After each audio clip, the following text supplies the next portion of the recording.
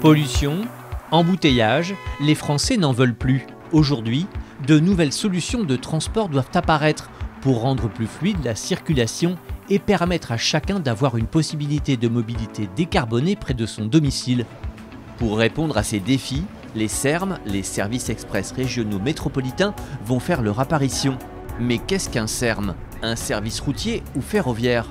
Derrière le concept SERM, vous avez toute une gamme d'actions qui vont, du fait de faire rouler le même bus plus souvent, c'est-à-dire qu'au lieu qu'il reste au garage, vous le mettez en circulation plus souvent, vous augmentez la fréquence et vous ne changez rien ni aux gares ni à quoi que ce soit. Le deuxième type d'action, vous achetez un peu plus de matériel roulant, donc vous augmentez la fréquence et la qualité de service. L'infrastructure reste la même. Troisième type d'action, vous augmentez la signalétique et l'interconnexion, c'est-à-dire que vous augmentez la fréquence des bus et les trains, mais aussi leur capacité à faire un système cohérent où vous descendez d'un bus, vous montez dans un train, c'est facile, c'est bien indiqué, etc.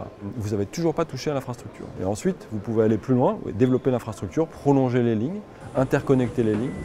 Pour ces ingénieurs, il faut réussir à aménager les métropoles en tenant compte de ces nouvelles solutions de transport afin de leur faire gagner de l'attractivité.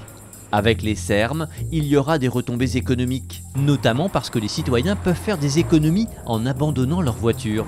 Cet argent qu'on économisera sur la mobilité, on pourra le dépenser sur des choses plus utiles, des choses produites à l'intérieur du territoire plutôt que des litres de carburant importés de je ne sais où. Cette consommation supplémentaire de la part des résidents du territoire métropolitain, la ville, mais aussi sa couronne métropolitaine, donc tout ça, ça peut aider.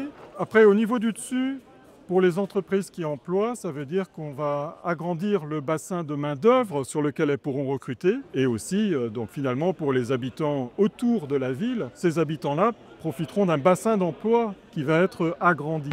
Pour comprendre ce qui se joue avec ces nouvelles solutions de transport décarbonées, Léonard, la Fabrique de la Cité et l'École nationale des ponts et chaussées organisent un colloque le 10 décembre à Paris. Alors rejoignez-nous.